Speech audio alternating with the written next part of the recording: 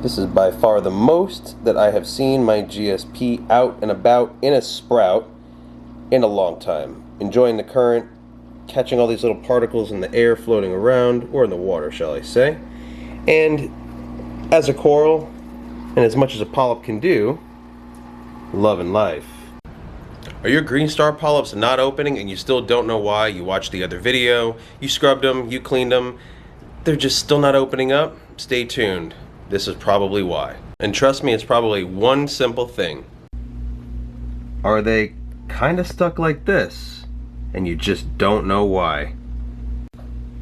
Stuck in a situation, confused, saying, why aren't my frags coming out? What's going on? If you watched our other video, I'm sure you saw what could possibly be going on with your frag. And if it's not one of those things, it could be something else that's very, very simple. So I've had these frags for several months. This is a green star polyp right over here. Right over here is a lovely CJ frag. Now, they're normally always out, and we always keep this flow right up here pointed downwards to give them a very good current, and always have them given a nice breeze and flow of current.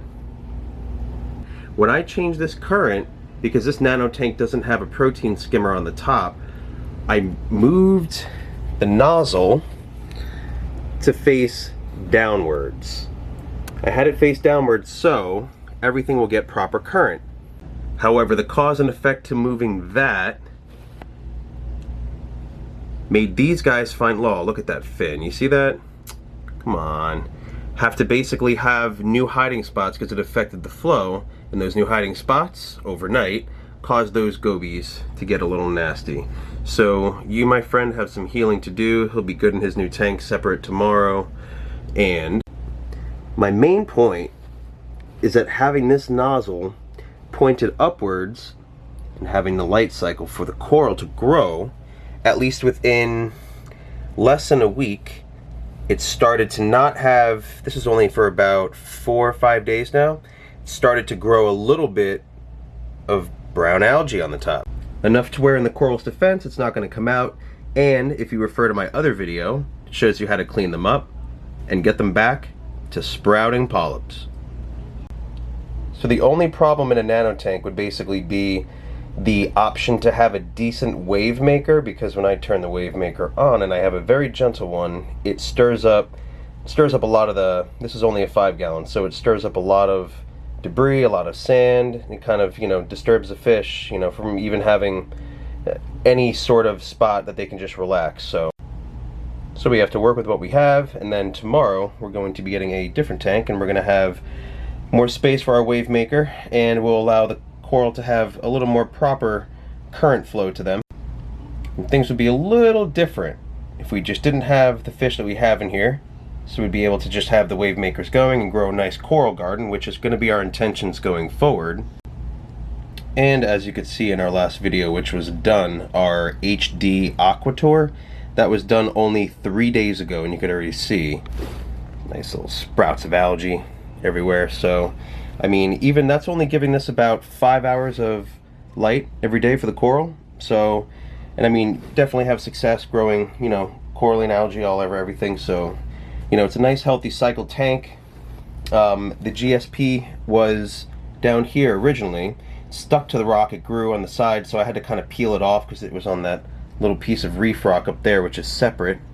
So it was a little bit left over. So I don't know if that's going to regrow or not, or I mean, it looks pretty healthy, that one piece to the left, because you can see it's a little bit, it looks a little more meatier than that other piece to the right, but you can see a little green algae growing around it. So when we move everything to our other tank, I'm going to make some maybe little select rocks to help cycle the process a little faster to get the nitrogen moving, as well as add some other bacteria and maybe some, hermit crabs or snails just for the first couple days. But we definitely got to put our corals in there too to at least get them nice kickstart and a head start. I mean, if you always keep them at least, somewhat clean and, free of too much hair algae or too much brown algae that's going to cover them, they'll have more success and more desire to come out, as well as, you know, free from aptasias too, which, you know, you can get peppermint shrimp too, which like to eat the aptasias, but, you know, for the most part, this is aptasia free. Every now and then we take the rocks out if there are any sprouts, because,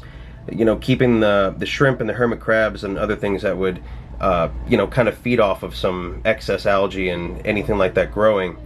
No, I haven't had much success with that because of things like that.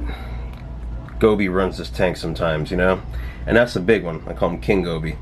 So in a nutshell, just go ahead and make sure your GSPs are always within some sort of view of current, and some path of current, shall we say, and just make sure also that they are clean and free of debris as much as possible.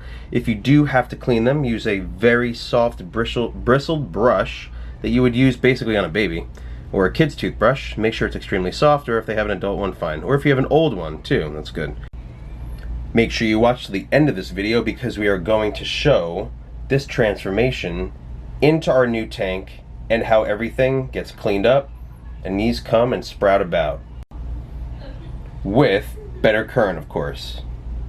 Now this is only day 2 after we've cycled the tank for its first 24 hours. We're approaching the 48-hour mark, and we added our corals in. Thing here is our GSP, the green star polyps. How much more current they have now, with the wave maker able to do its job, which is absolutely excellent and ideal for this tank. And not to mention already the CJ frags already coming out as well. So with those 2 different additions, they seem to be thriving pretty well in a short amount of time.